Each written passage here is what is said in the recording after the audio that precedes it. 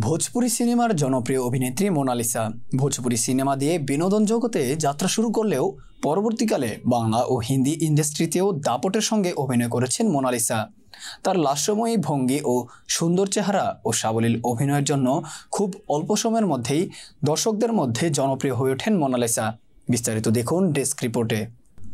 সম্প্রতি ভোজপুরি সুপারস্টার পবন সিং এবং মোনালিসার 2014 সালের সায়ানজি দিলওয়া মঙ্গালিনের ভোজপুরি গানটি বিহাইন্ড অফ উধানি ইউটিউবে ভাইরাল হয়েছে। ভোজপুরি সিনেমার অন্যতম সাহসী এবং আকর্ষণীয় অভিনেত্রী হলেন মোনালিসা। মোনালিসার লাস্যময়ী ছবি এবং নাচের ভিডিও প্রায়শই সোশ্যাল মিডিয়ায় জনপ্রিয় হয়। 5.1 মিলিয়নেরও বেশি মানুষ ইনস্টাগ্রামে অভিনেত্রীকে অনুসরণ করে।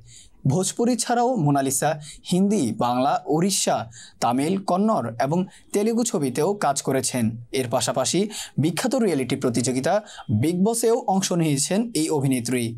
মোনালিসা তার হাসি এবং সুন্দর ছবি দিয়ে আমাদের হৃদয় কেড়ে নিয়েছে এবং তার অনুসারীরা অধীরভাবে প্রতিটি নতুনের মুক্তির জন্য অপেক্ষা করে।